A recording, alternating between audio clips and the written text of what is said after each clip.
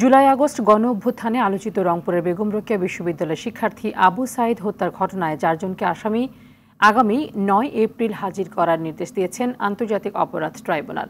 Chief prosecutor Mohammad Tajul Islam জানিয়েছেন, শেখ হাসিনা সহ গণহত্যায় জড়িতদের বিষয়ে তদন্ত প্রতিবেদন চলতি মাসে দাখিল করা হবে। আরও জানাচ্ছেন শাকিলা করিম। স্বৈরাচার বিরোধী গণ অভ্যুত্থানে আলোচিত নাম রংপুরের বেগম রোকেয়া বিশ্ববিদ্যালয়ের শিক্ষার্থী আবু সাঈদ। অদম্য সাহসের সঙ্গে আন্দোলনে অংশ নেন মেধাবী এই শিক্ষার্থী। পুলিশের নির্মম গুলিতে নিহত হন তিনি। ঘটনায় জড়িত 4 আসামিকে আগামী 9 এপ্রিল হাজির করার নির্দেশ দিয়েছে আন্তর্জাতিক অপরাধ ট্রাইব্যুনাল।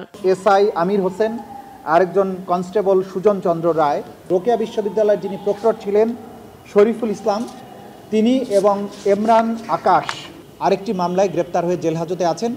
তাদেরকে আন্তর্জাতিক অপরাধ ট্রাইব্যুনালের মামলায় গ্রেপ্তার হিসেবে প্রদর্শন করার জন্য আজকে আমরা একটা আবেদন করেছিলাম। আদালত সেই গ্রেপ্তার দেখানোর আবেদন মঞ্জুর করেছেন।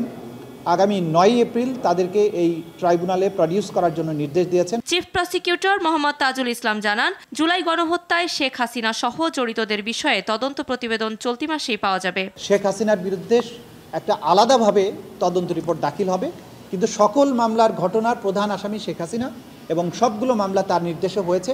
এভাবেই সমস্ত রিপোর্টগুলো আমাদের কাছে এসেছে। প্রসিকিউশন টিম জানিয়েছে, ঘটনায় সরাসরি যুক্ত ছিলেন পুলিশের সাবেক এএসআই আমির হোসেন ও কনস্টেবল সুজন চন্দ্র রায়। ইন্ধন জুগিয়েছিলেন বেগম রোকেয়া বিশ্ববিদ্যালয়ের প্রক্টর শরীফুল ইসলাম ও ছাত্রলীগ কর্মী ইমরান চৌধুরী আকাশ সহ আরও কয়েকজন। স্বৈরশাসক শেখ হাসিনার নির্দেশে আন্দোলনকারীদের দমনে নির্মমতা চালায় পুলিশ। শাকিলা করিম, RTV, ঢাকা।